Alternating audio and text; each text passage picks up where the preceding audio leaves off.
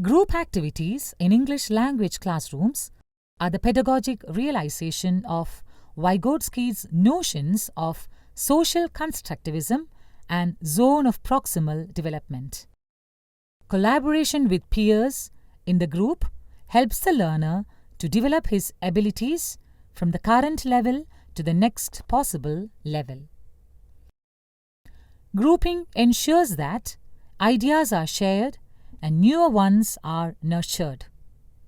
Every child has an opinion. She may not voice it individually, but these fears die away in groups. Sitting in groups alone cannot ensure sharing and knowledge construction. Specific instructions are to be given to the groups on what everyone has to do. Here, the teacher's role is very important. The teacher moves around asking facilitating questions and providing feedbacks. These may include hints, newer ideas, open-ended questions, or suggestions. The teacher makes use of this situation as an effective slot for interaction. Warm and friendly teacher talk makes the group lively. After reading, each learner tells others what she has understood and what she hasn't. Then, they discuss the sentences or words that they haven't understood.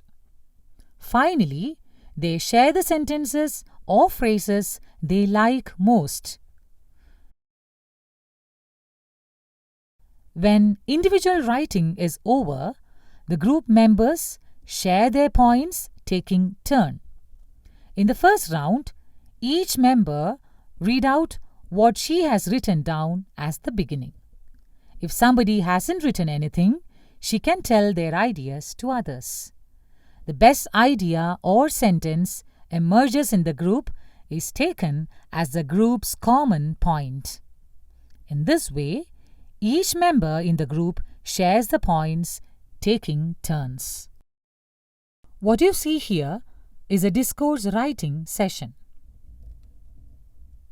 Selecting a leader makes the group more interactive, friendly, and democratic. The leader presents the group's ideas before the class.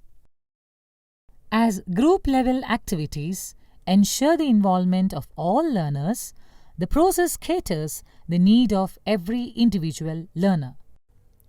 Thus, group-level sharing becomes a fine platform for each learner to better their language competency.